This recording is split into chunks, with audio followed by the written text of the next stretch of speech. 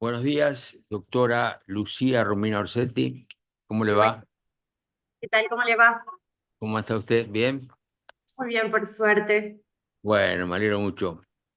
Eh, ¿Cómo está Jujuy? Hermoso. No sabe lo que son estas montañas. Bueno, ya lo iremos a conocer. Vamos a... Yo le voy a hacer dos preguntas de rigor. Estamos ya en el concurso 476, el Tribunal Oral de Santa Cruz. La comisión de la doctora Reyes y yo integramos esta comisión que le trata todo el relativo al concurso 476. Dos preguntas: si ha tenido sanciones en el ejercicio de su función, eh, y la otra es si tiene algún dato importante que debamos tener conocimiento nosotros en este momento. Bueno, muy buenos días a todos y a todas. En primer lugar, es un honor para mí otra vez poder estar en esta audiencia frente a ustedes, muy honrada y agradecida por eso. En cuanto a las sanciones, doctor, no he tenido ninguna sanción. Y en cuanto a datos relevantes y en lo que respecta a antecedentes profesionales, bueno, varios, porque la última acreditación para este concurso fue en el 2022. El más importante de ellos es que fui designada fiscal federal en la provincia de Jujuy en diciembre del año pasado, que pasó mis funciones en febrero de este año. Bien, le voy a pasar la palabra a la doctora Reyes, que le va a hacer alguna pregunta. Gracias. Buen día, doctora. Buenos días.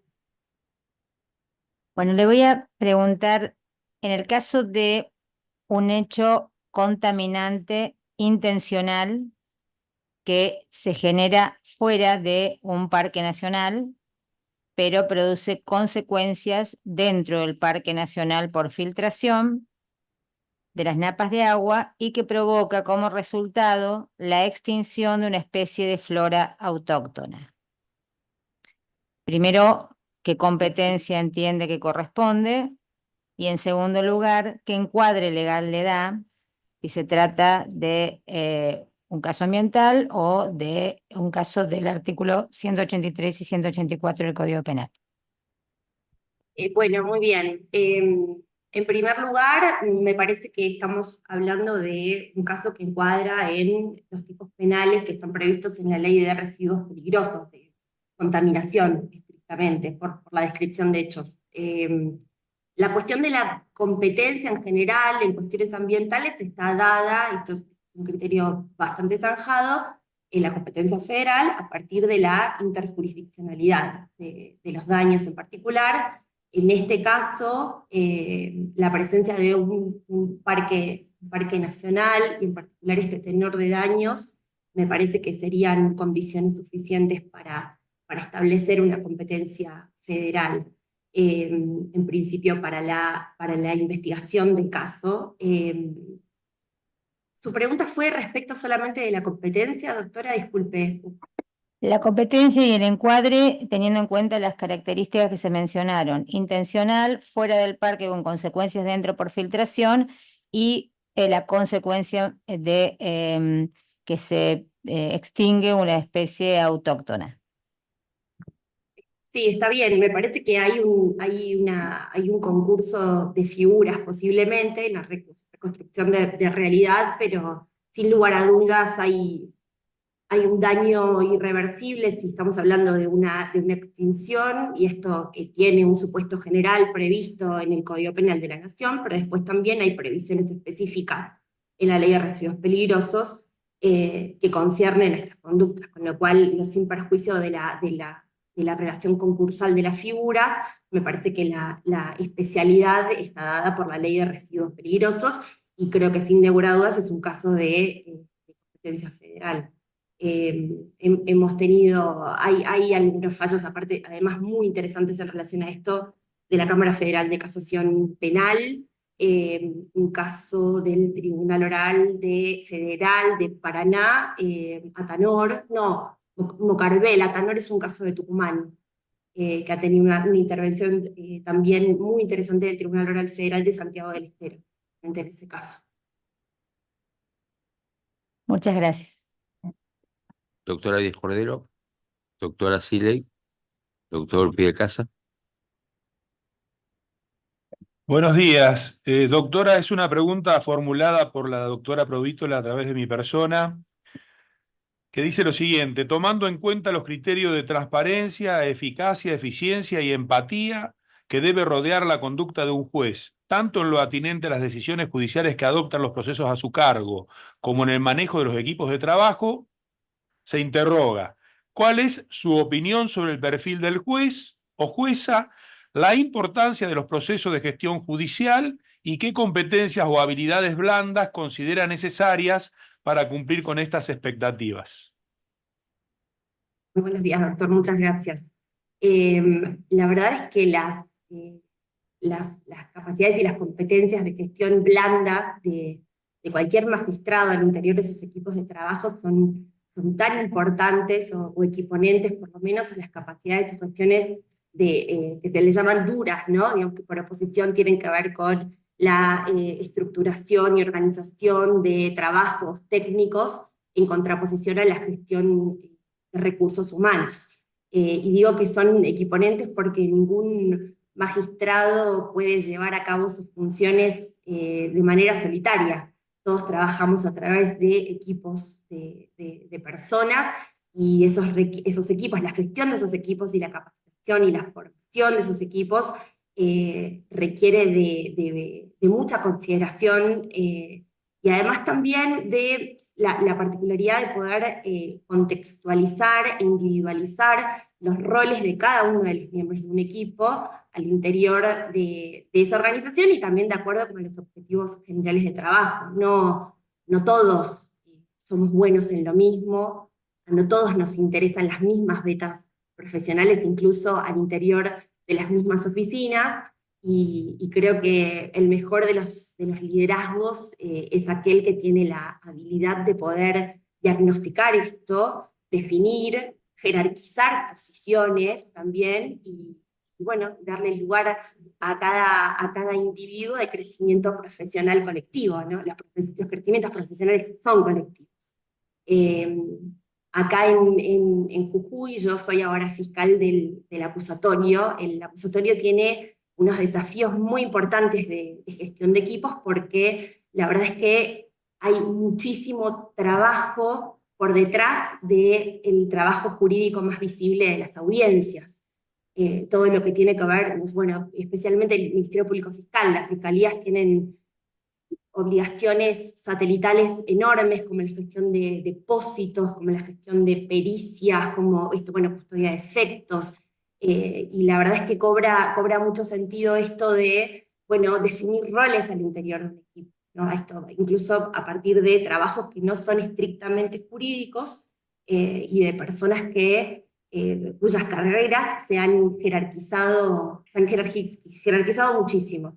Pero bueno, siempre es, digamos, no sin la habilitación de esos espacios, también para los crecimientos profesionales, individuales y colectivos. Gracias. A usted. Muy bien, doctora, terminamos. Muchas gracias. Que tenga buen Gracias. día.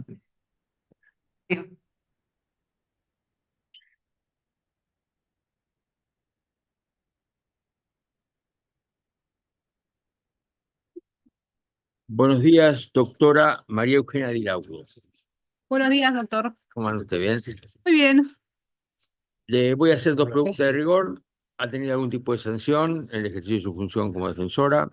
No, ninguna. ¿Y algún antecedente que debamos conocer? Bueno, ¿Instancia? desde el momento de la inscripción terminé una diplomatura en género y hice la actualización de la ley Micaela y la ley Yolanda, y algún que otro seminario, actualizaciones del Código Procesal Penal Federal en la Defensoría General. Bien. Está conmigo acá la doctora Reyes, que le va a preguntar. Me acompaña también la doctora Díaz Cordero, la doctora Sile y el doctor Piedecasa. ¿Qué tal? Buen día, doctora. Buen día. Le quería preguntar en el caso de derrame de sustancias químicas que sea intencional fuera de un parque nacional, pero con consecuencias por filtración dentro del parque, y que produce la extinción de una especie autóctona. eh, bueno, la competencia y el encuadre que le da el caso. Una aclaración, por parte de una empresa. Ah, bien. En principio, la competencia que tiene que ver con la contaminación del ambiente es de competencia federal porque es incluso podría ser hasta transnacional, ¿no? El ambiente es algo que nos afecta a todos y a todas en el ámbito del mundo en general, con lo cual el mundo se ha puesto como fin la protección del ambiente, no solo en el momento actual, sino para generaciones futuras. Ahora bien, el derrame de, de elementos químicos que afecten, en este caso, al Parque Nacional, la Corte ya ha dicho, o por lo menos ha emitido opinión en el caso Mendoza, acerca de que la competencia es de carácter federal, justamente por esa trascendencia interzonal. ¿Qué pasa con la forma de atribuir responsabilidad a, a quienes son los autores de ese derrame? Nosotros tenemos vigente la ley de atribución de responsabilidad penal a las personas jurídicas, que determina en su artículo 1, numerus clausus, qué tipo de delitos ellos pueden ser responsables. Y lamentablemente no incluye los delitos contra el ambiente. Eso es algo que si uno lo interpreta en forma armónica con la Constitución Nacional, ha quedado un bache. El artículo 41 de la Constitución Nacional protege el derecho a un ambiente sano. Estos son los derechos incorporados en el 94, los derechos llamados de tercera generación. Entonces, por lo general, este tipo de contaminaciones son producidas por empresas.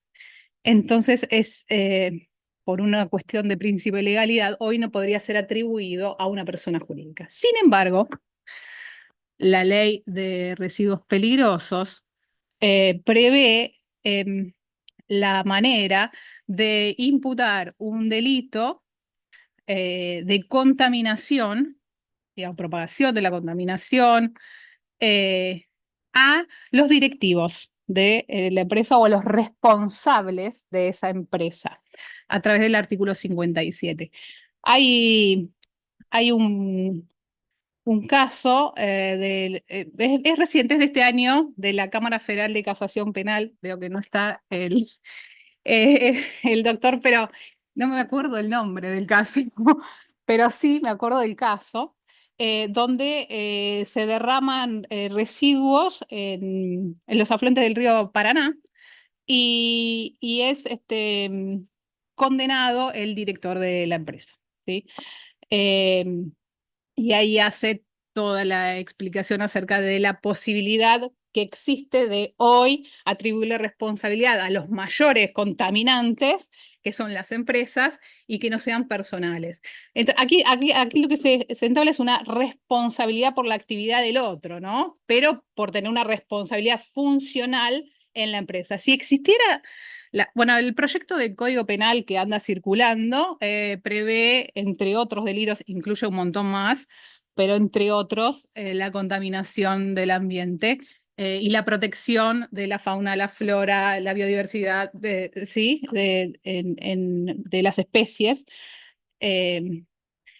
Hay algo que es importante en la posibilidad de poderle atribuir responsabilidad de las personas jurídicas, es que la ley de responsabilidad prevé los acuerdos de colaboración. Fíjese qué importante sería, o qué interesante sería, poder realizar un acuerdo del Estado con la empresa para que repare los daños, ¿sí? Porque una cuestión relevante en el derecho ambiental es volver al estado previo, las cuestiones al estado previo. Y en esos acuerdos, una de las penalidades podría llegar a ser justamente retrotraer al estado anterior. Y si no es posible retrotraerlo, a través del armado de esas autocontroles que pueden realizar las empresas para autogestionarse, impedir que sigan contaminando. Sería algo así como métodos de procedimientos para seguir de acá hacia adelante. Bueno, no sé si contesté la pregunta, tal vez alguna... Perfecto, gracias, doctora. Muchas gracias.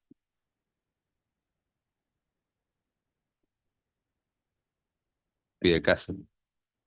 Bueno, buenos días. Es una pregunta que me ha dejado la doctora Alejandra Provítola. Tomando en cuenta los criterios de transparencia, eficacia, eficiencia y empatía que debe rodear la conducta de un juez o jueza, tanto en lo atinente a las decisiones judiciales que adoptan los procesos a su cargo como en el manejo de los equipos de trabajo, ¿cuál es su opinión sobre el perfil del juez o jueza, la importancia de los procesos de gestión judicial y, en tercer lugar, qué competencias o habilidades blandas considera necesarias para cumplir con estas expectativas? Bueno, gracias por su pregunta, doctor. Está buena la pregunta, porque sabemos que las habilidades técnicas son esenciales para el cumplimiento de la jurisdicción, ¿no? Para el cumplimiento del rol jurisdiccional. Es inevitable que conozcamos el derecho, respetemos la Constitución y las convenciones dentro de el marco legal. Ahora bien, hay otras habilidades que no se aprenden en la facultad. No te enseñan a tratar bien a las partes, a ser empático con la parte, con los abogados. Yo cumplo el rol de defensora y el vivir, ser parte, muchas veces te hace pensar qué es lo que no vas a hacer si sos jueza. Hay algo que es esencial, que es la comunicación empática, esto de poder ponerse en el lugar del otro, obviamente, para entender la problemática. La amabilidad, la cordialidad, el poder conciliar, hablar, dialogar, intercambiar ideas, proponer, decir, bueno, no, me voy a adaptar, adaptarse a equipos de trabajo, llegar nuevo. Yo no vivo en Santa Cruz, no trabajo en el Tribunal Oral Federal de Santa Cruz, tengo toda mi familia patagónica, que es de allá, mi abuelo nació allá, pero me voy a tener que adaptar a un nuevo lugar, a un nuevo clima, literalmente a un nuevo clima. A un nuevo equipo de trabajo, nuevos compañeros, nuevos colegas, nuevas partes. Esas son todas las habilidades blandas esenciales, casi tanto como las técnicas. Descarto que las técnicas tienen que estar porque es imposible, que son las que llaman duras, ¿no? El conocimiento. Ahora, todas estas que tienen que ver con las habilidades socioemocionales, cómo administrar el estrés, cómo superar las frustraciones cuando algo no sale bien. Estamos en vísperas de la implementación del Código Procesal Penal Federal. Si no nos adaptamos a los cambios, esto es otra cosa, es otro paradigma, nada que ver a lo que estamos acostumbrados. Es el juicio de las partes, lo adversarial es el juicio de las partes, ¿sí? Los jueces son, además de imparciales, expectantes y receptivos a la actividad de las partes, ¿sí? Y a partir de eso resolver el conflicto. Eso es una habilidad blanda, resolución inmediata. En la audiencia de juicio oral del Código Federal se resuelve todo inmediatamente, salvo la sentencia definitiva que se puede escribir, incluso los fundamentos se dan en boche.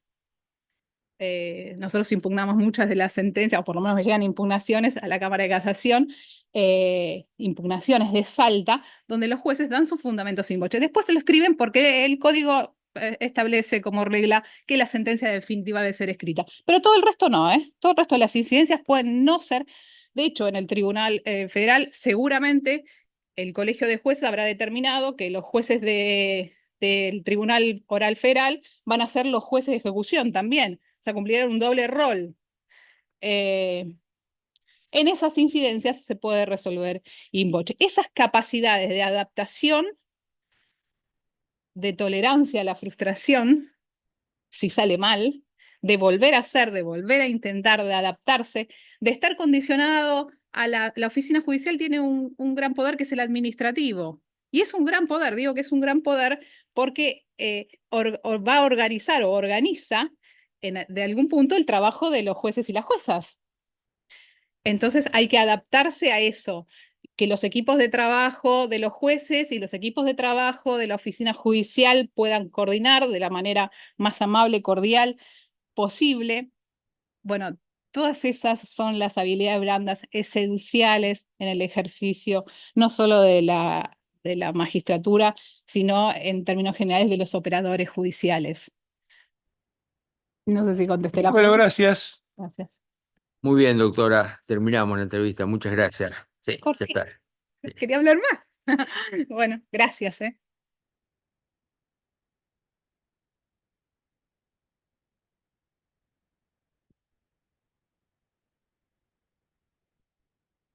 Buenos días, doctora Anabá Dafne Otón. Buenos días. ¿Sí? ¿Está bien así? Sí, correcto. Bueno, estamos en la entrevista del concurso 476, la comisión de la doctora Reyes y mía. Le vamos a hacer alguna pregunta. Yo voy a empezar por dos preguntas formales. Si ha tenido algún tipo de sanción en el ejercicio de su función. No, doctor.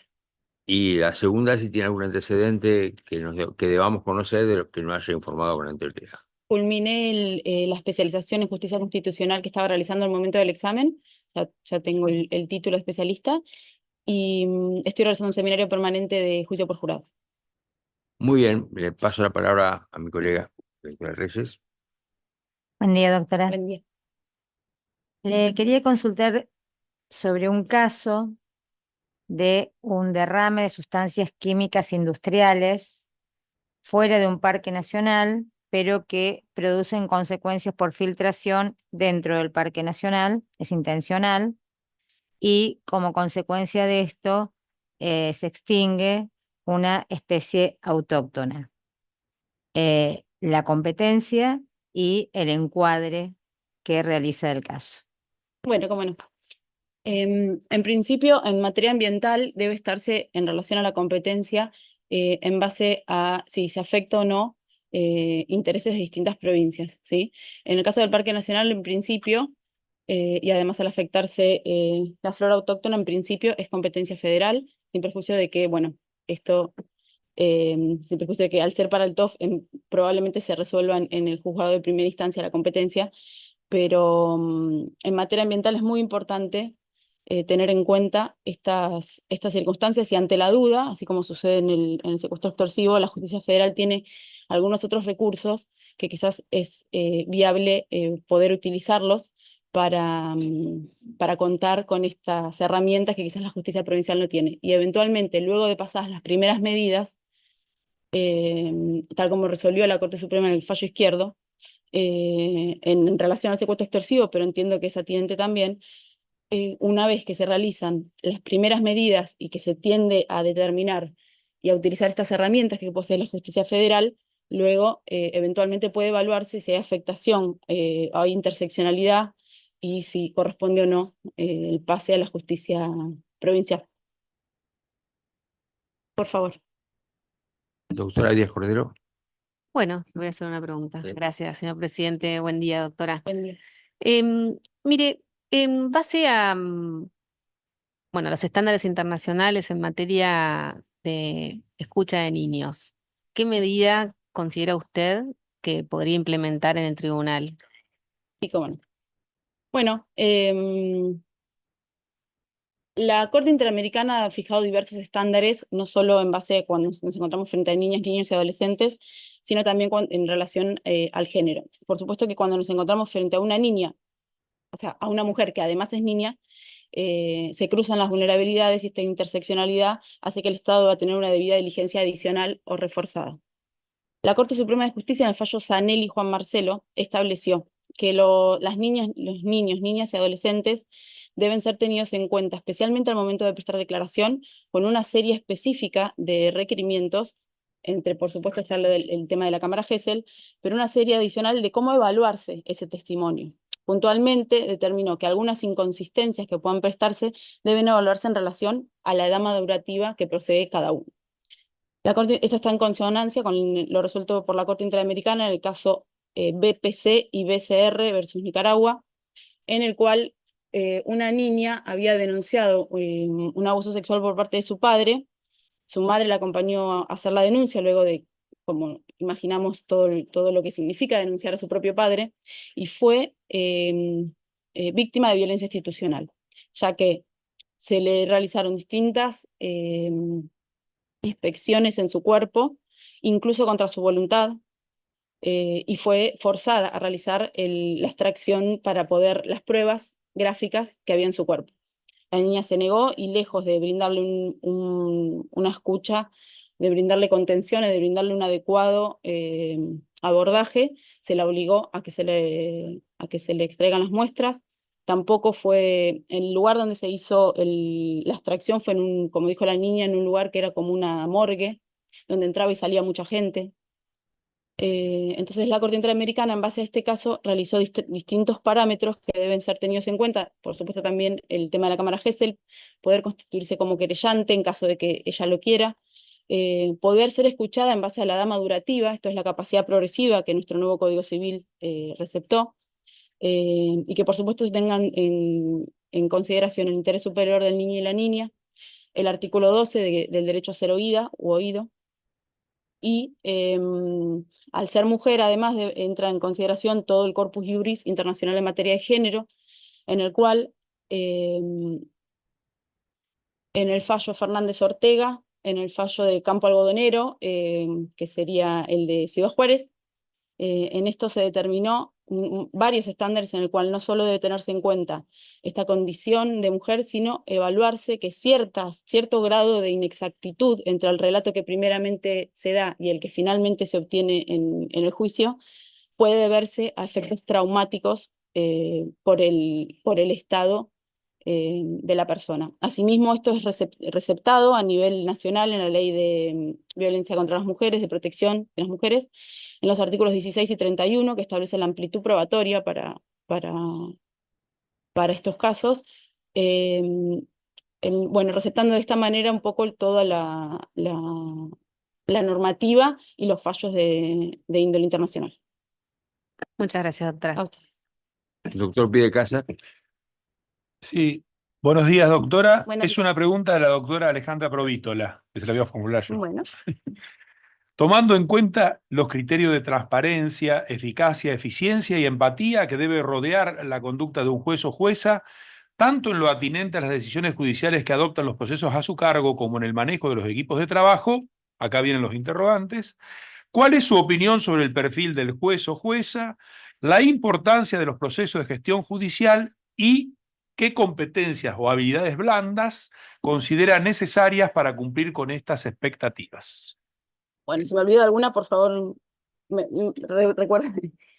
Bueno, con el nuevo Código Procesal Federal se establece una nueva mirada que debe tener quien ejerce la judicatura, porque ya la implementación o el rol que tiene la oficina judicial hace que el juez o la jueza deba desempeñarse con eficacia, con transparencia y con celeridad, ya que no tiene a su cargo las funciones administrativas que muchas veces son las que retrasaban en otros procesos anteriores el dictado de las sentencias o el dictado de la vida diaria. Esto también la oficina judicial dicta las resoluciones de mero trámite, con lo cual esta inclusión es fundamental para que los jueces y las juezas puedan dedicarse a su función jurisdiccional propiamente dicha.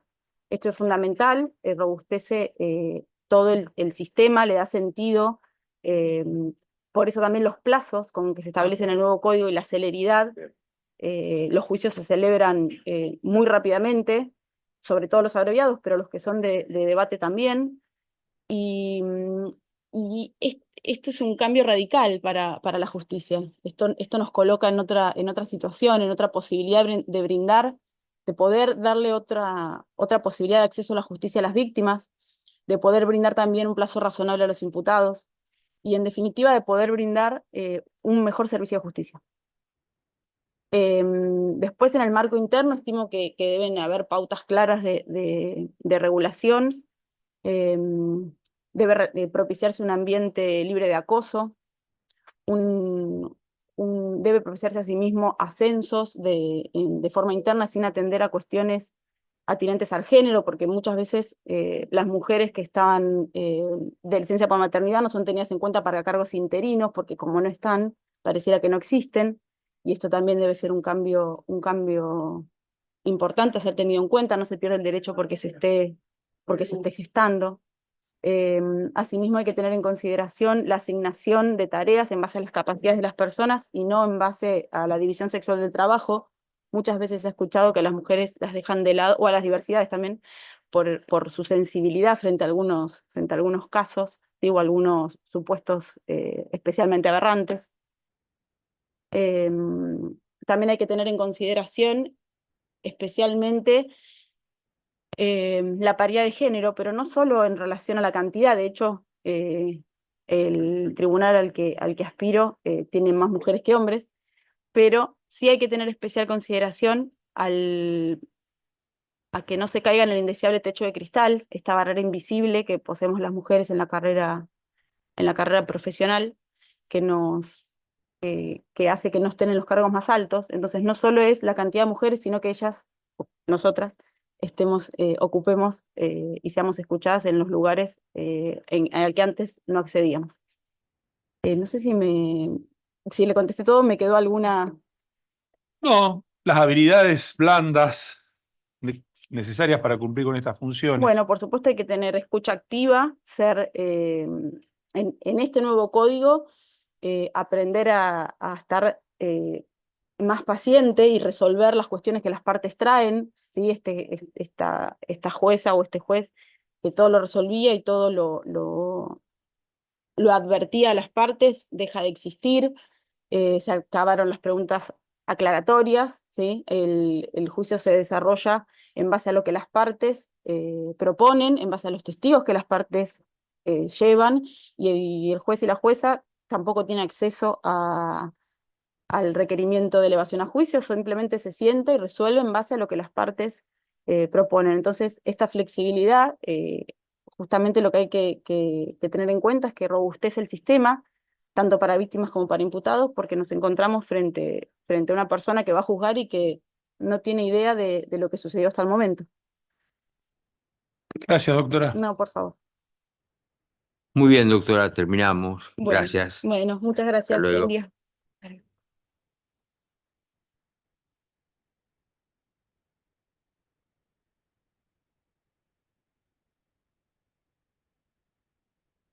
Buen día. ¿Cómo estás, Ingrid? Nardelli, que es la que sigue. Sí, el número tercero en la lista, Mauro Sebastián Menéndez, informó que no venía a la entrevista. Así que sigamos con Laura Nardelli.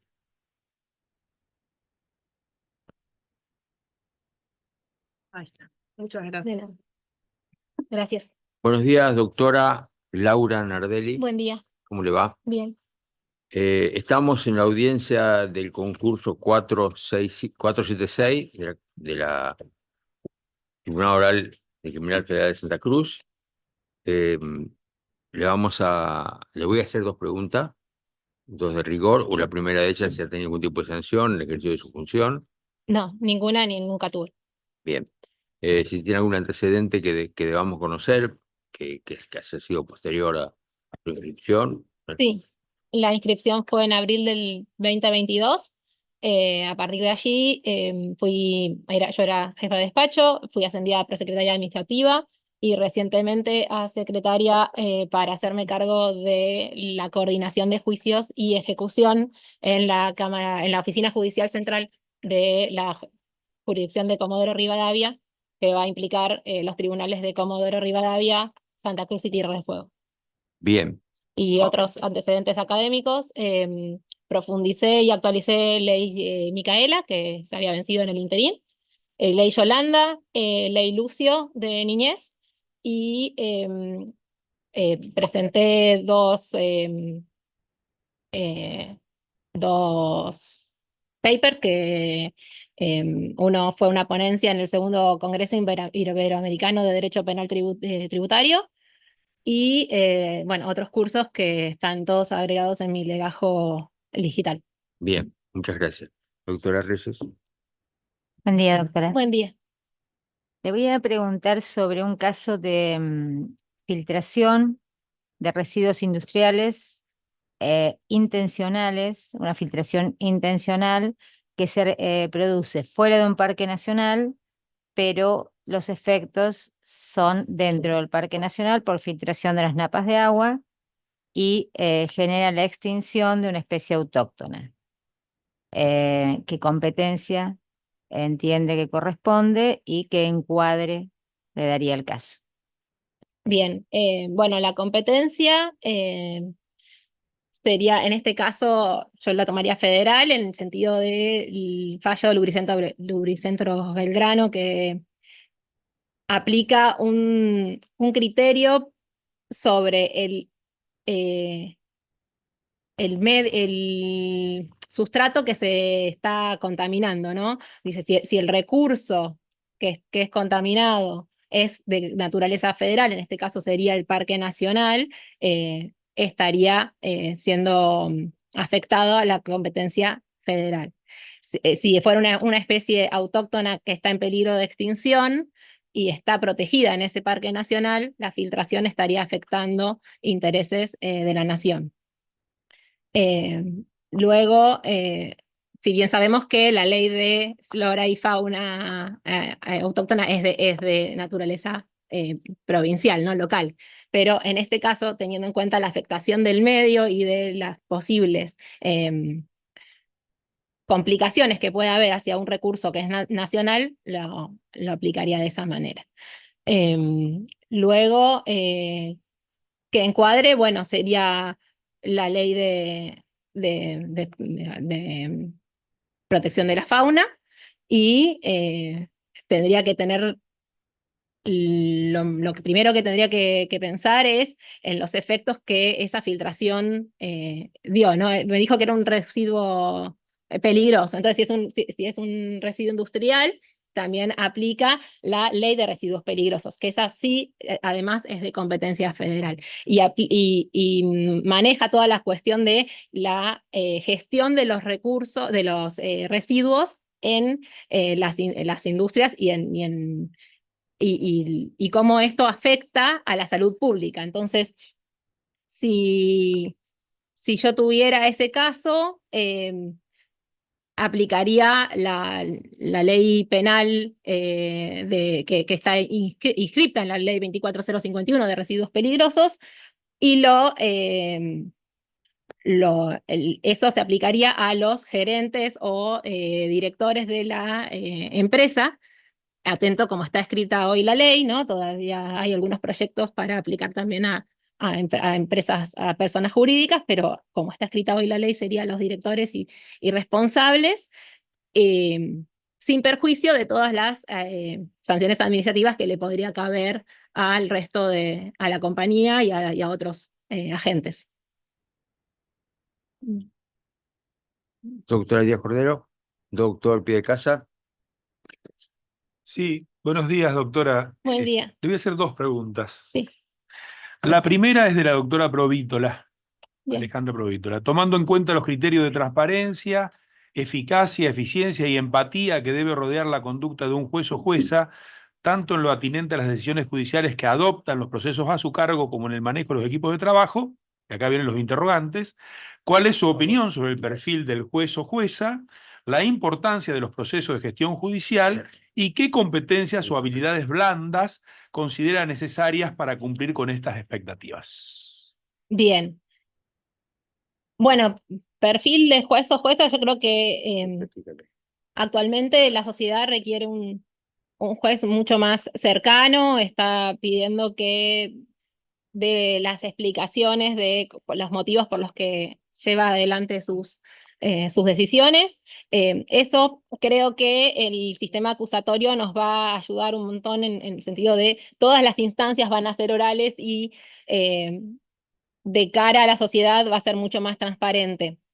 Creo que Ya los jueces, y tal vez complementando un poco la pregunta anterior, necesitan ser proactivos. El ejercicio de la magistratura no solo es el resolver el caso, sino también ver un poco más el contexto en que ese caso se desarrolla y tal vez omití antes contestar también sobre las medidas de remediación o medidas positivas que uno puede tomar a los fines de proteger o resolver los casos que les son presentados, ¿no? Pienso en casos donde estamos condenando a una persona, pero que hay un contexto de violencia también en la familia y saber que esa persona no solo tiene un tratamiento por, no sé, incumplir la ley de drogas, sino que además requiere otros tratamientos y otros abordajes que no son solo el de la ley penal, sino que durante el tránsito también lo debemos advertir. ¿Qué habilidades blandas en la gestión? Usted me pregunta y yo le estoy pensando en la necesidad de que el juez sea parte del equipo de trabajo, no solamente el director del equipo de trabajo. Creo que el trabajo en equipo, que las directivas claras, la asignación correcta de tareas según el perfil de los empleados, porque no todos podemos hacer lo mismo y de igual manera, o tenemos más habilidades o capacidades o conocimientos sobre materias específicas, y que me parece que eso el juez lo tiene que advertir a la hora de asignar las tareas. Elaborar un sistema de trabajo, no sé, puedo hablar de mi experiencia. Estuve al frente de la Secretaría de Ejecución de mi tribunal, del tribunal donde yo trabajo ahora, muchos años, y pudimos asignar un método de trabajo que nos permitía saber, poder identificar atrasos, poder advertir dificultades en los tratamientos, en los trámites, donde hay una cosa para ajustar. Creo que si el juez está atento a eso, puede también dar las directivas para mejorar.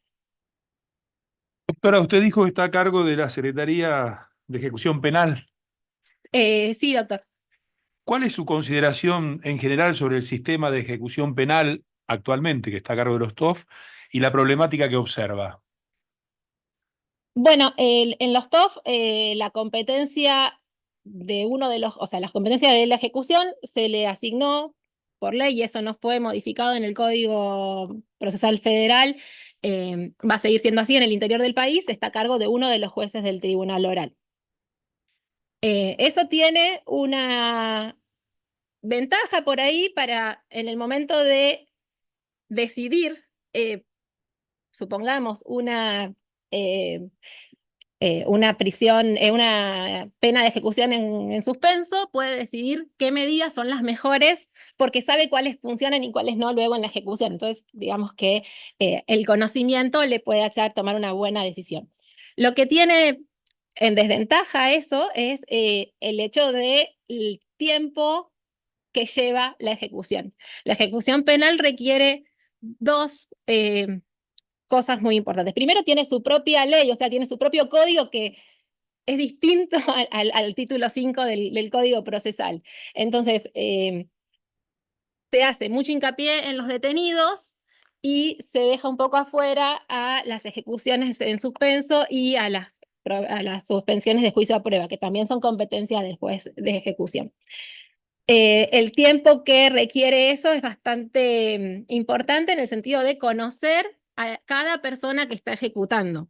El tránsito de una persona durante la ejecución implica un avance en su resocialización. Ese avance es muy disímil en cada persona. Entonces, de dónde parte y a dónde llega una persona no es un estándar. No le puedo pedir a todos que terminen la secundaria.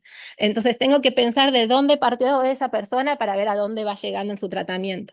Y esa implicancia del juez, tanto en saber si hay lugares para hacer las tareas comunitarias, saber qué tipo de unidad es mejor para cada persona, aunque no sea su competencia porque es la del servicio penitenciario. Eso requiere tal vez habilidades específicas que no son las mismas que las del juez del juicio. Entonces, por ahí esa es, digamos, la dificultad más grande de tener un juez que hace todo, ¿no? En el interior. Después, con respecto al servicio penitenciario, bueno, los desafíos son muchos. Primero porque en general las unidades están lejos de los lugares donde vive la gente, ¿no? O sea, de los juzgados, las personas pueden delinquir, por ejemplo. Pensamos en Santa Cruz y decimos, bueno, tiene una unidad en Río Gallegos, pero si una persona comete el delito en Calafate o en Caleta Olivia, las distancias son muy grandes y las familias no los pueden visitar. Entonces, hay que hacerse cargo un poco de saber que ese desarraigo puede traer problemas en el tratamiento también. Por ejemplo, las mujeres. Las mujeres tenemos, en toda la Patagonia no hay ninguna unidad femenina, por lo tanto tenemos que ir o a la unidad 3 en La Pampa o al Complejo Penitenciario Federal 4 en Ezeiza, como las más cercas, si no es el NOA en Salta. Entonces, todo eso hace que la mujer sea más demandante cuando está detenida, pero porque no ve a los hijos nunca. Entonces, creo que son cosas que se tienen que abordar de alguna manera y eso implica un tratamiento institucional, porque nosotros desde el Poder Judicial no podemos hacer más cárceles y tampoco podemos modificar las que existen. Pienso también en la relación con otros, con el Poder Ejecutivo, pero con otras instituciones que también son del Poder Judicial, como el DECAEP, que es la Agencia de Control y Asistencia a las Personas que están en ejecución, o la asistencia para personas que bajo vigilancia electrónica, que nos proveen las pulseras, pero son escasas y tenemos bastante problema en el interior para conseguir esa provisión, ¿no? Gracias, doctora. De nada. Muy bien, doctora, terminamos la entrevista. Muy Muchas bien. gracias. Gracias. Hasta luego. Adiós.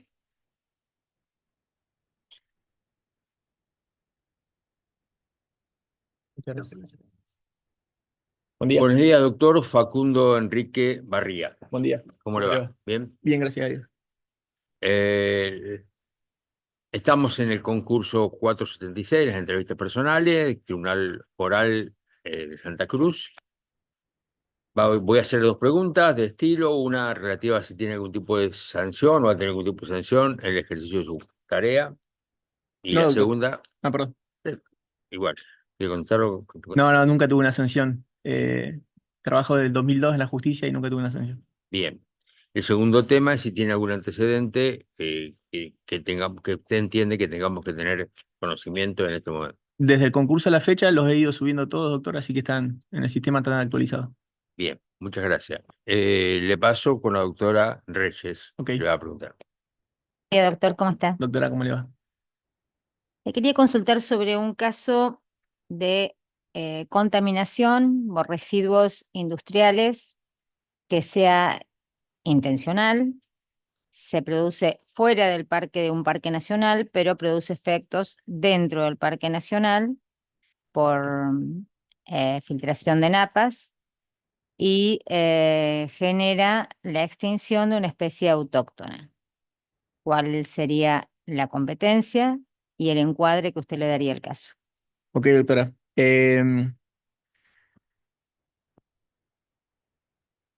El daño ambiental es muy difícil de conmensurar, sobre todo si produce la extinción de una especie, ¿no? La ley de residuos peligrosos, cuando habla de la responsabilidad de una empresa por hacer algo así intencional, eh, inmediatamente después de nombrar a la persona ideal, dice que son responsables los presidentes, los síndicos, los operadores.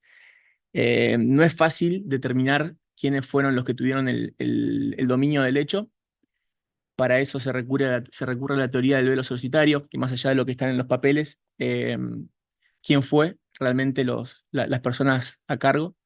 Si hay un beneficio para la empresa, ya sea porque si fue intencional, seguramente fue para evitar los costos que genera tratar esos residuos.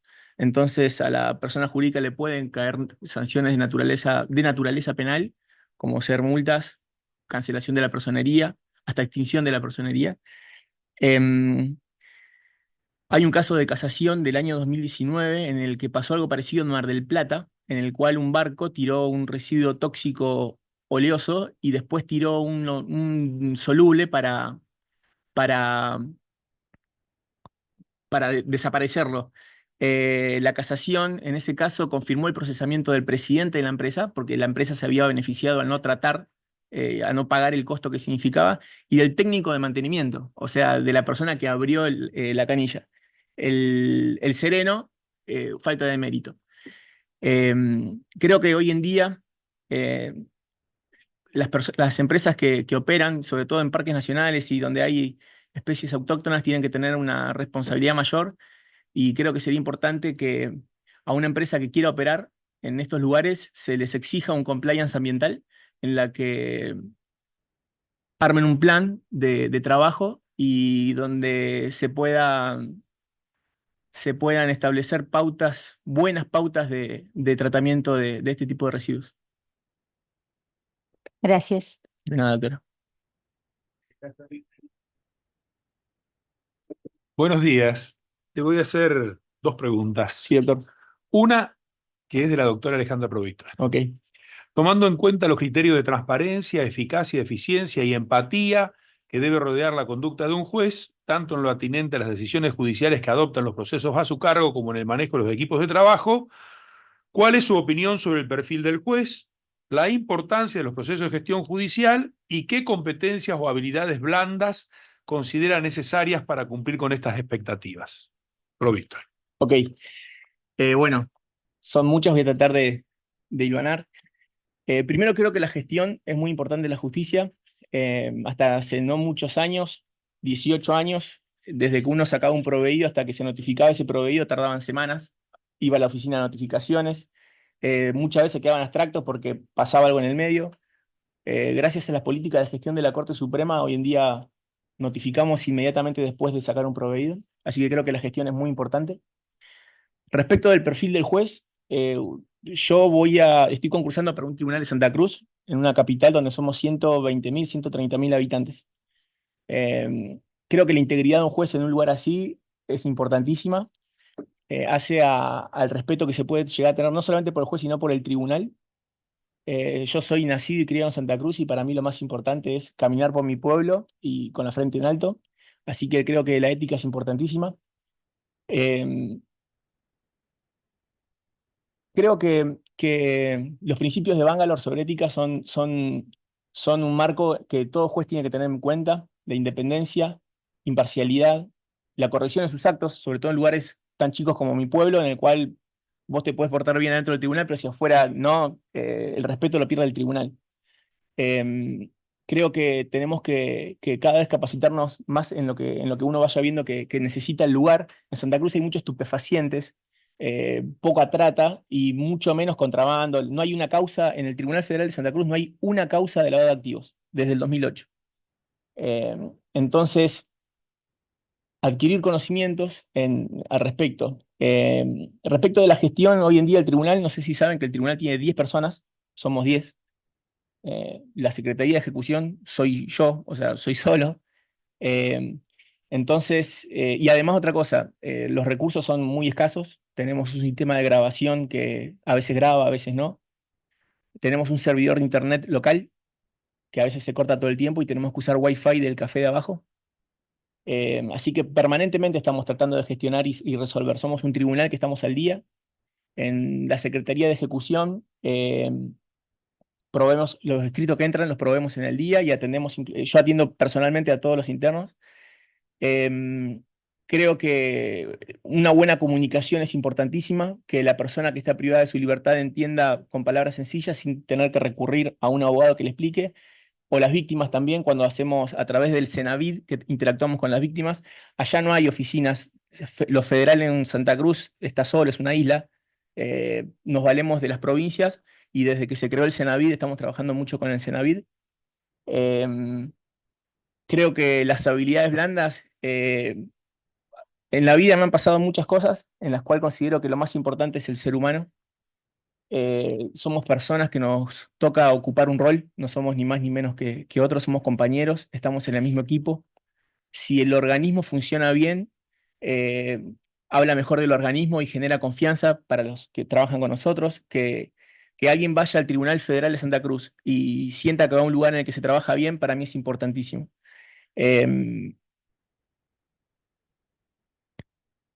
creo que un perfil de un juez, yo cuando vine a Buenos Aires a estudiar, empecé a estudiar contador público. Hice 4 años de contador público, hasta que pasó algo en mi pueblo que a mí me pareció una injusticia. Y cuando llegué en el verano a mi casa, le dije a mi viejo que yo quería ser juez cuando sea grande.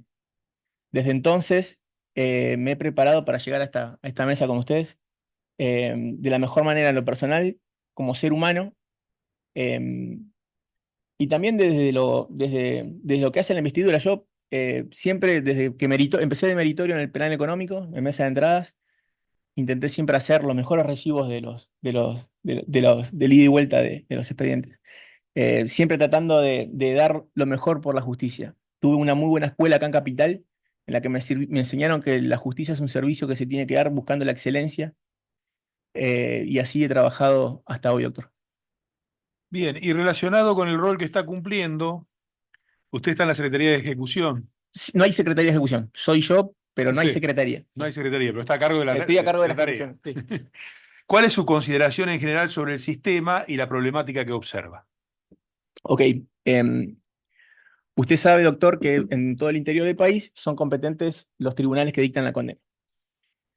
El primer problema que veo regularmente es el siguiente.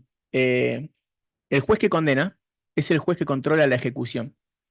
Y a mí me pasa a hablar con internos que me dicen, dale, me acaba de condenar y ahora va a velar por mis derechos, este que me acaba de condenar. Entonces, ese es un problema. En cabeza del condenado. Yo le explico siempre, los hablo y a veces los citamos para que vengan, para que me conozcan. Yo no participo en los juicios orales, es un tema para que no me confundan, o sea, que vean que soy otra cosa. Y trato de explicarles que somos un chip, los secretarios. El juez que te condena está con el chip de juicio y cuando aparezco yo soy el chip de ejecución y le digo que lo que más nos interesa a nosotros es que él salga bien. Inclusive en un pueblo como el nuestro nos cruzamos todo el tiempo. Yo me cruzo con gente en libertad condicional en el supermercado. Eh, Otra problemática que veo, doctor, es los criterios de un tribunal. Ahora hay un solo juez, pero antes habían 3. Y ha pasado que un juez considera que un estímulo educativo tiene que tener 2 meses y otro juez dice que tiene que tener 1 mes porque es proporcional y tenés en una celda 2 personas condenadas por el mismo tribunal y uno sale 1 mes antes que el otro. Inclusive con la constitucionalidad de la ley nueva de ejecución penal. Una persona condenada por un tribunal, por un determinado juez, puede acceder a la libertad condicional y la persona que está en su misma celda, que fue condenada por otro juez del mismo tribunal, no tiene libertad condicional, solo tiene régimen de preparatorio de la liberación.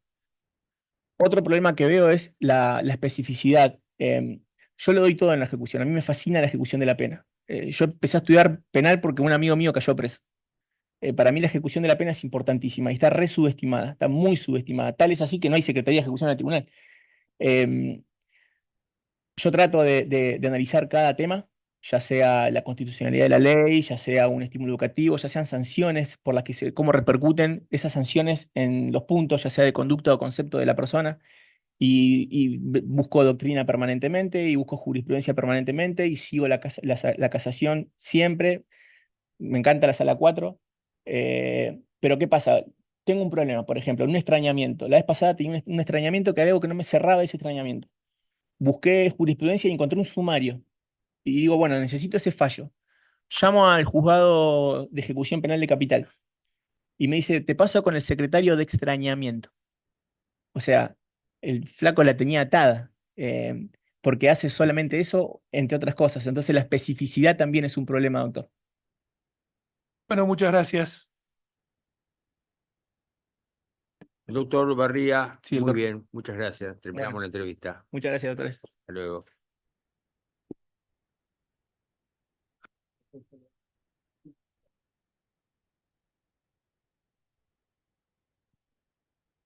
Bien, muchas gracias.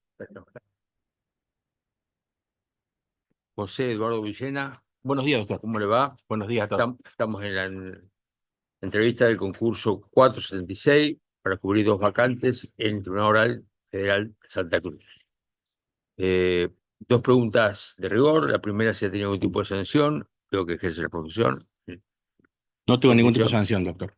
Bien, ¿y algún antecedente que debamos tener conocimiento? Acerqué unas Último. carpetas Sí. con los antecedentes, Bien. para que sea más fácil a usted su control. Se los enumero. Bueno, sí, por favor. El primer antecedente que tengo para agregar, que terminé el doctorado en Derecho en la Universidad Católica de Argentina y lo terminé el 27 de junio del 2024.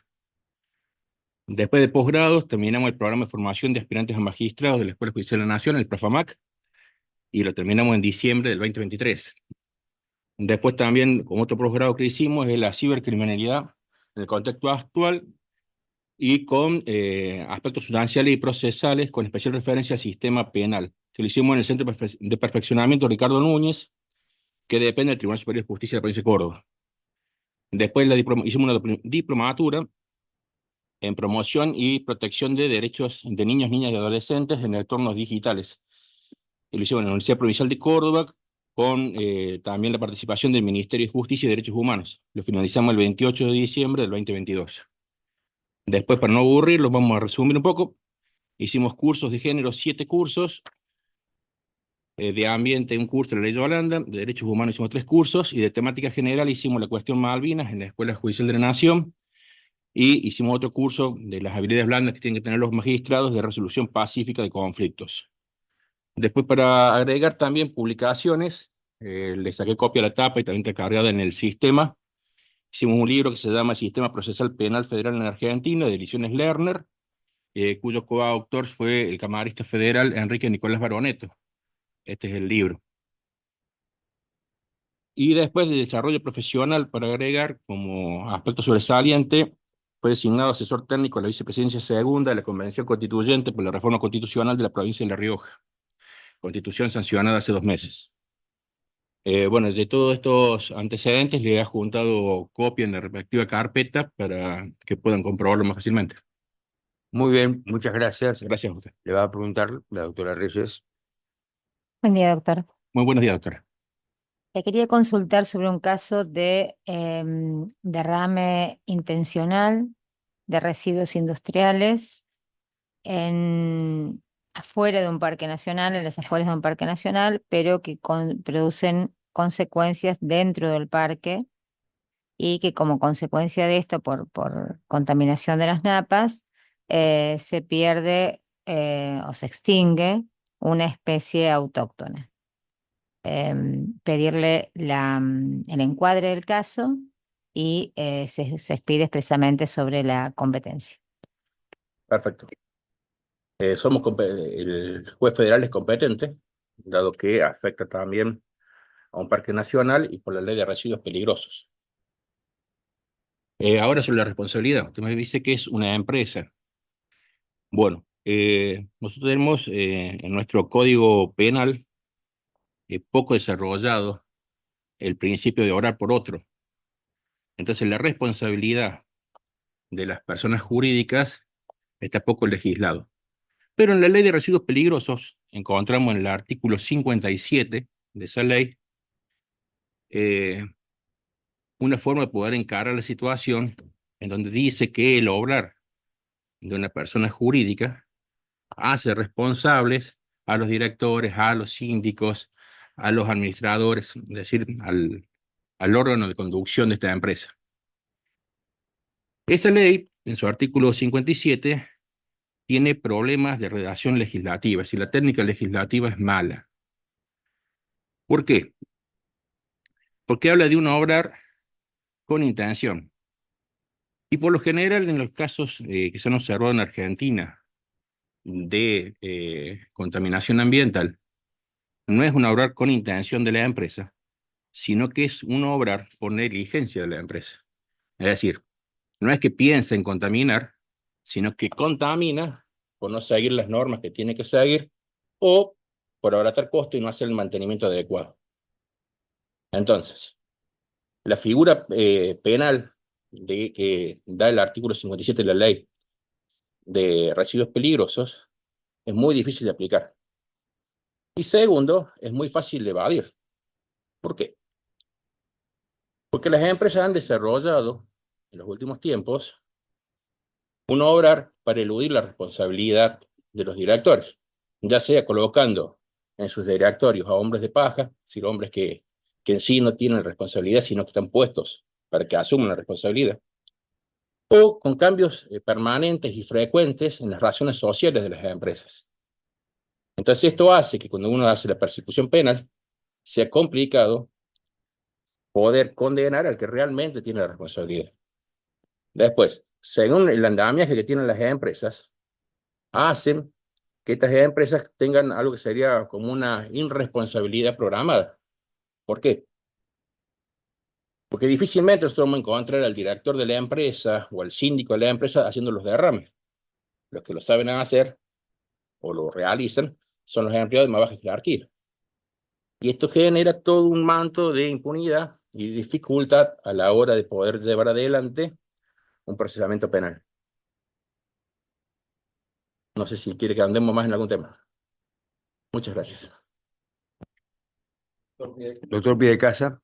Bueno, buenos días. Buenos días, doctor. Le voy a hacer una pregunta que me ha dejado la doctora Alejandra Provítola. Gracias. Tomando en cuenta los criterios de transparencia, eficacia, eficiencia y empatía que debe rodear la conducta de un juez o jueza, tanto en lo atinente a las decisiones judiciales que adoptan los procesos a su cargo, como en el manejo de los equipos de trabajo, ¿cuál es su opinión sobre el perfil del juez, la importancia de los procesos de gestión judicial y qué competencias o habilidades blandas considera necesarias usted para cumplir con estas expectativas? Perfecto, doctor. Como le comenté al comenzar esta entrevista, finalicé el programa de formación de aspirantes a magistrado de la Escuela Judicial de este Consejo de la Magistratura, en el cual casi el 90% de los módulos tratan de las habilidades blandas. Es decir, no vemos hoy temas penales ni temas laborales, ni ningún otro tema. Así que en eso hemos adquirido algunos conocimientos de estas habilidades blandas, que son, por ejemplo, la resolución de conflictos internos en la oficina judicial, a través del diálogo, a través de la empatía, a través de la escucha atenta, a través de la repregunta. Es decir, el juez debe tener hoy un perfil no del juez que existía antes, que se encerraba en su despacho, hablaba únicamente con el secretario y bajaba órdenes a través del secretario, sino de un juez que coordine un equipo de trabajo. Es un juez que le permita conocer a sus colaboradores cuáles son las metas que se imponen en ese juzgado, cuáles van a ser las formas de trabajo, y que también esté abierto a escuchar a los miembros de ese equipo y aceptar las sugerencias que tienen. ¿Por qué? Porque todos los empleados en cada una de sus funciones, evidentemente que van a tener un conocimiento profundo de lo que ocurre en el juzgado. Entonces es importante una escucha atenta de lo que formula cada uno de los miembros del equipo para que de esa forma poder llevar a cabo las reformas que haga falta en el juzgado para su mejor marcha. Además, el juez hoy tiene que también tener en cuenta la perspectiva de género, no solo a la hora de fallar, sino también con los empleados.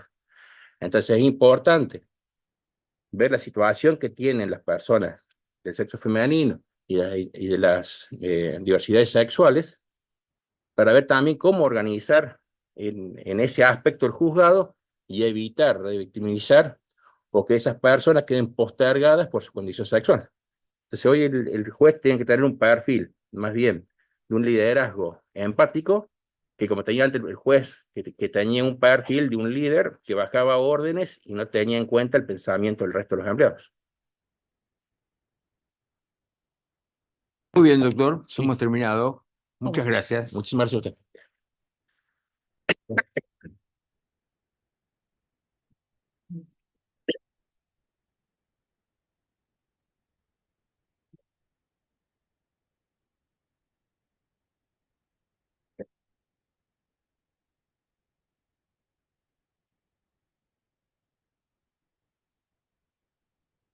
Gracias. A usted. Buenos días, doctora Mariela Luján Bianco. Así es. ¿Qué tal? Estamos- Buenos días. ¿Cómo está? Bien, todo bien. Bueno, me alegro. Estamos en el concurso 476, en la entrevista de la comisión. Eh, Dos preguntas de rigor, una relativa a si tiene algún tipo de sanción en el ejercicio de su profesión, No, y la segunda si tiene algún antecedente que entienda debemos conocer Sí. del último tiempo.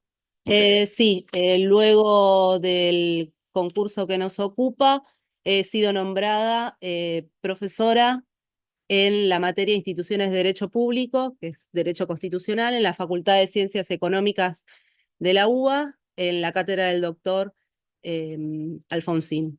Este año también fui incluida en la lista de conjueces por parte de este consejo para la Cámara Criminal y Correccional Nacional, que fuera elevada oportunamente al Ministerio de Justicia, y he terminado la cursada del doctorado en Derecho en la Universidad de Lomas de Zamora, en donde me queda pendiente la presentación de la tesis, a igual que en la especialización en Derecho Penal, cursada en la Facultad de Derecho de la UBA. Muy bien, muchas gracias. De nada. La doctora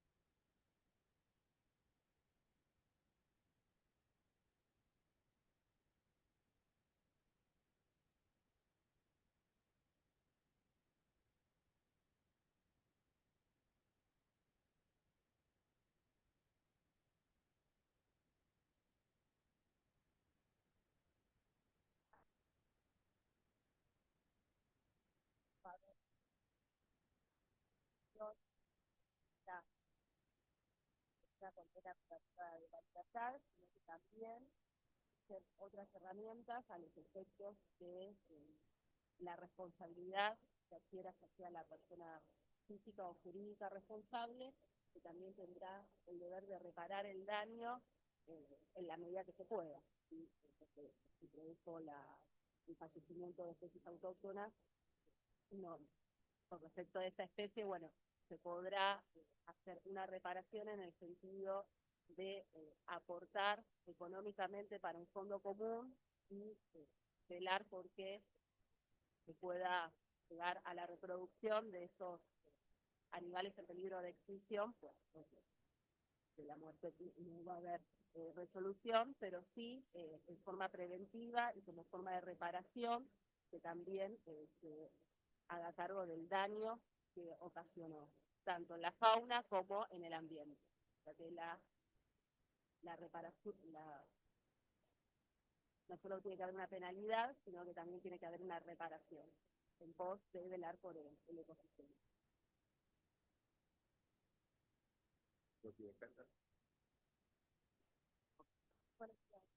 Una pregunta que ha formulado la doctora Cristina, dice lo siguiente: tomando en cuenta los criterios de transparencia, eficacia, eficiencia y empatía, debido a rodear la conducta de instituciones, tanto en los artículos que se adoptan en el manejo del trabajo, ¿cuál es su opinión sobre el perfil del juez o jueza, la importancia de los procesos de defensa social, qué competencias o habilidades blandas considera necesarias para cumplir con esta?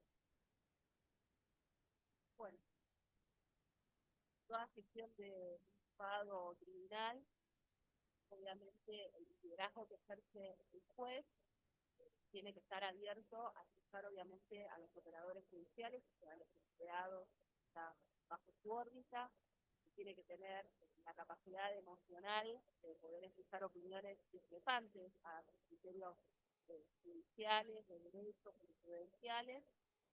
Tiene que también obviamente estar abierto a las nuevas tecnologías, para hacer la inteligencia artificial, que bueno, que poco a poco se está usando cada vez más, también se está regulando. La escucha y el acercamiento con los empleados es esencial en este sentido para poder tener gestión de juzgado. La practicidad, o sea, no todo pasa por las cuestiones duras, por el conocimiento jurídico de sus empleados dependientes, sino también escucharlos y también ver qué necesidades necesita cubrir. También puede ser, no solo la escucha tiene que ver con los conocimientos, sino que también a veces el personal necesita capacitación y el juez no está al tanto de eso, por eso la escucha es fundamental en este sentido. Gracias, doctora. No, de nada. Muchas gracias, doctora. Hemos terminado la entrevista. Bueno, muchísimas Hasta luego. gracias. Hasta luego. Gracias a usted.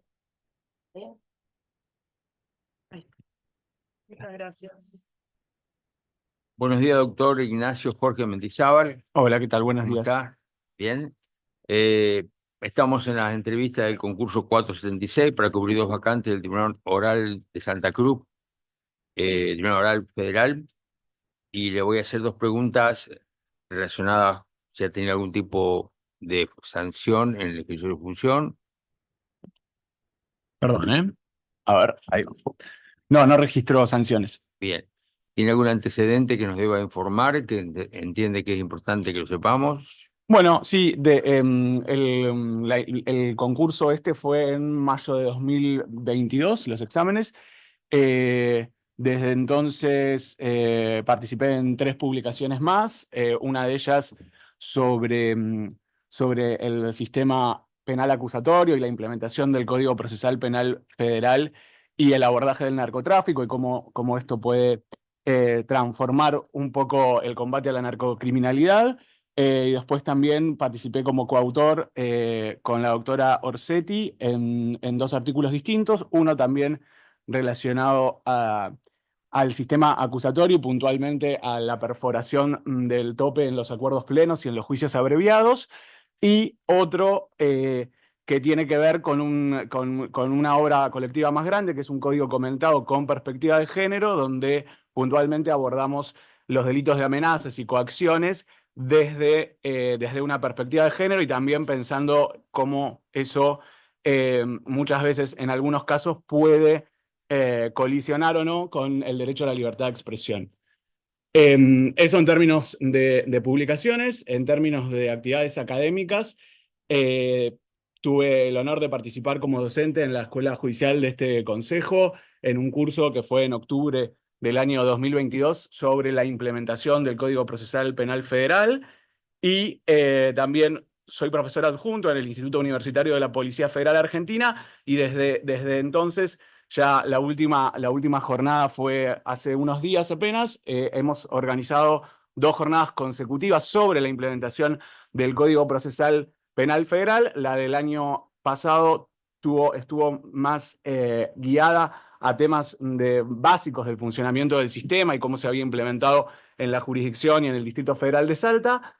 Y este año hablamos mucho más sobre cómo es la etapa inicial del proceso y nos focalizamos mucho en la interacción con las fuerzas de seguridad. Por otra parte, aunque por ahí no parece tan pertinente, porque por el nombre del programa, recientemente participé de un programa que se llama Escuela Latinoamericana de Fiscales, que es un programa intensivo que dura una semana bastante intensiva de prácticas de litigación, lo cual también me parece muy interesante porque tiene que ver con, bueno, parte de las habilidades que demanda el nuevo sistema, que en el caso de la jurisdicción para la que concurso se implementaría ahora en unos meses, el 2 de diciembre puntualmente. Y por último, pero no menos importante, cuando me presenté a este concurso era secretario de Fiscalía de Primera Instancia contratado, y entre que sucedió el examen y esta prueba de oposición, también rendí los exámenes para los concursos de oposición y antecedentes del Ministerio Público Fiscal para el escalafón técnico jurídico. Quedé segundo en el orden de mérito del concurso que correspondía a mi fiscalía y otras fiscalías del Fuero Criminal y Correccional Federal de esta ciudad, que es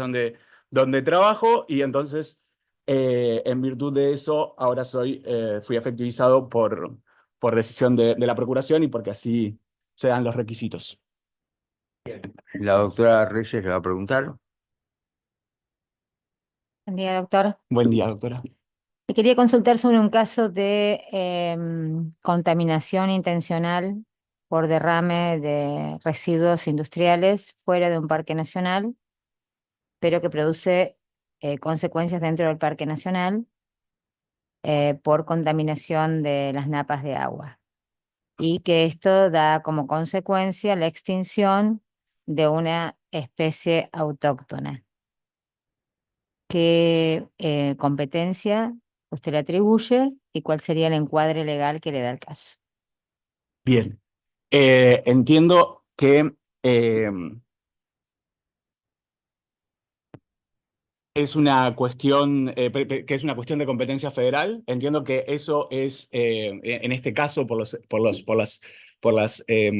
las cuestiones que usted menciona, por estar involucrado un parque nacional, también porque la norma de residuos peligrosos y de contaminación le atribuye específica y taxativamente competencia federal, y también porque mencionó una cuestión relativa a flora y fauna silvestre, que casualmente recientemente estuve involucrado en un caso, por lo que pude aprender un poco más de ese universo y que también tiene competencia jurisdiccional. Entiendo que en los temas de medio ambiente, digamos, hay algunos conflictos a veces por las competencias concurrentes y por la disposición, digamos, de los recursos naturales en términos constitucionales que tienen los estados provinciales, pero me parece que en el caso que usted menciona, hay algunos intereses federales claros y concretos.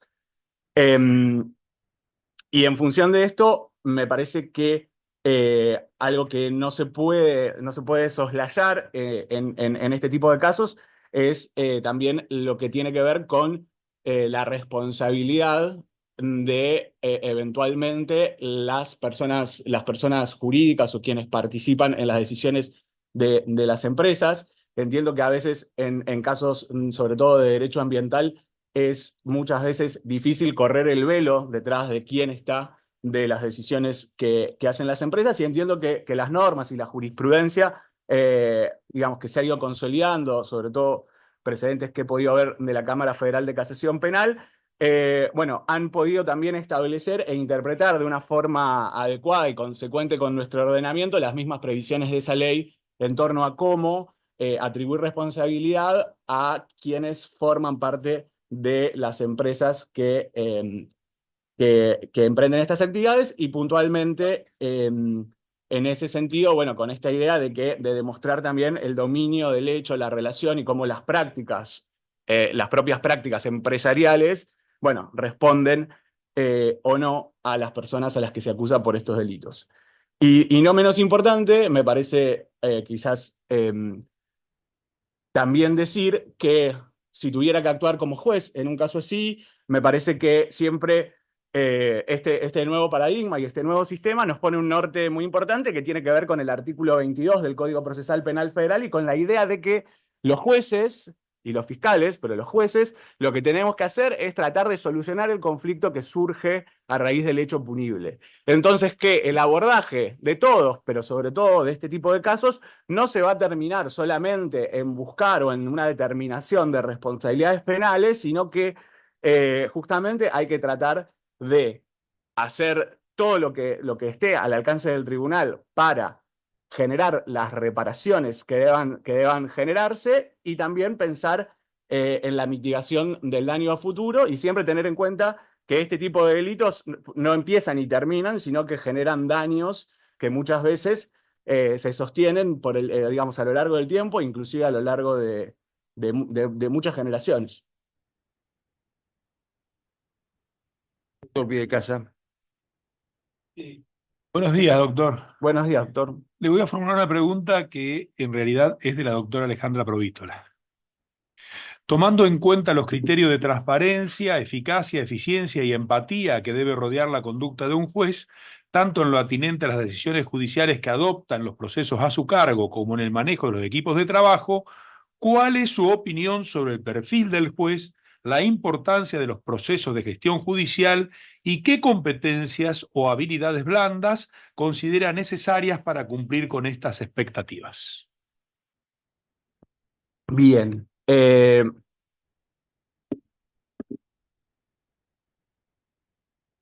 Bueno, sobre el perfil del juez, me parece que hay algo que es muy importante y que que no solamente se trata de ser, sino también de parecer, y que hay que estar muy atentos a eso, que tiene que ver con la imparcialidad, ¿no? Y de vuelta, sobre todo teniendo en cuenta el nuevo sistema, donde ya los jueces dejan de hacer algunas cosas que hoy hacen, como digo, tener a cargo oficinas administrativas o trabajar directamente con las fuerzas de seguridad en donde aún pervive el sistema mixto, y pasan a estar abocados exclusivamente a decidir sobre un conflicto, sobre un punto o varios puntos de litigio que le van a traer las partes, ¿no? Y entonces donde ese accionar se ve un poco más quizás constreñido del que conocemos hoy, y no por eso es menos importante, diría que inclusive cobra otra relevancia. En los asuntos de gestión judicial, me parece muy importante he visto cómo se ha trabajado cierta estandarización de los procesos en algunos juzgados, por lo menos del fuero, y en ese sentido, lo que me parece más interesante de esa experiencia, lo que observo como interesante de esa experiencia, tiene que ver con poder escuchar al usuario del sistema. Digo, y el usuario, digo, en este caso serían las partes que vienen a un litigio, como también, por supuesto, las víctimas, la interacción y cómo se trabaja con las fuerzas de seguridad y poder generar algunos mecanismos de devolución o de retroalimentación, donde uno, por ejemplo, cuando termina un caso, le pregunta de alguna forma el Ministerio, en general esto lo he visto con formularios, al Ministerio Público Fiscal, al Ministerio Público de la Defensa, a la defensa particular, a las víctimas, cómo están conformes, si están conformes con el servicio que recibieron, si ese servicio se puede mejorar, si ese servicio llegó o no llegó a tiempo, y me parece que eso sirve mucho como un mecanismo de retroalimentación que no debe quedar, ¿no? Y que esa información no debe quedar solamente digamos, en la cabeza del juez, sino que debe ser compartida con todo el equipo. Y en ese sentido, quizás yendo más hacia las habilidades blandas, que lo entendería como aquellas habilidades que tienen que ver, digamos, que no son las habilidades duras, que tienen más que ver con, no sé, el liderazgo o el trabajo, o cómo trabajar en equipo, cómo mejorar esos ámbitos, esas instancias, con ser empático con el otro. Creo bueno, que una forma muy importante de trabajar esas habilidades es, valga la redundancia, tratando de generar mediante acciones concretas esta idea de que el trabajo que se hace en el seno de un tribunal,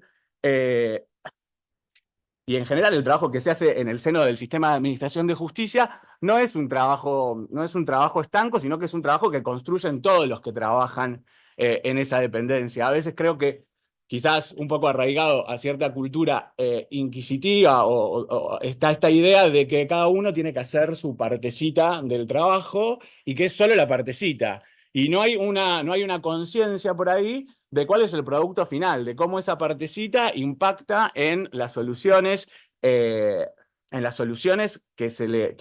respuestas que se le van a dar a la comunidad. Así que creo que trabajaría, digamos, muy fuerte eso, en el seno de lo que tiene que ver con incentivar el trabajo en equipo y que todos se sientan partes y responsables de lo que hacemos, y para eso también es importante que sepan qué es lo que hacemos y por qué lo hacemos, porque a veces creo que eso se puede perder un poco. Gracias. No, por favor. Doctor Díaz Cordero. Muy bien, doctor. Terminamos. Bueno, muchas gracias. Gracias.